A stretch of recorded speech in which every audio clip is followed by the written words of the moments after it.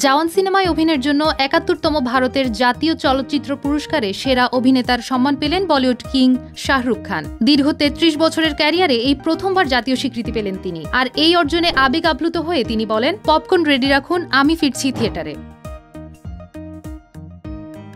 পুরস্কার ঘোষণার পর থেকেই শাহরুখকে ঘিরে অভিনন্দনের বন্যা বইছে। এতে সাড়া দিয়ে চিকিৎসাধীন অবস্থাতেও এক ভিডিও বার্তায় তিনি সামনে আসেন। হাতে ও কোমরে সাপোর্ট বেল্ট থাকলেও মুখ জুড়ে হাসি আর কণ্ঠে কৃতজ্ঞতা।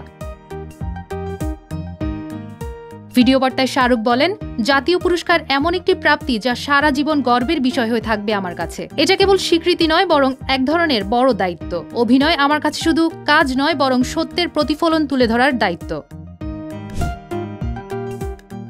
পরিচালক অ্যাটলি, জওয়ান টিম, সহকর্মী ও পরিবারকে ধন্যবাদ জানিয়ে তিনি বলেন, শেষ ৪ বছরের স্ত্রী গৌরী ও সন্তানরা আমাকে যে সাহস দিয়েছে তাতে আমি নিজেকে ঘরের সবচেয়ে ছোট সদস্য বলে মনে করি।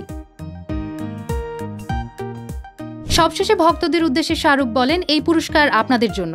আপনাদের ভালোবাসাই আমাকে এত দূর এনেছে। এখন হাত পুরোপুরি খোলা নেই, তাই জড়িয়ে ধরা যাচ্ছে না। তবে চিন্তা নেই, পপকর্ন রেডি রাখুন, আমি ফিরছি থিয়েটারে। ততক্ষণ এক হাতেই কাজ চালিয়ে নেই।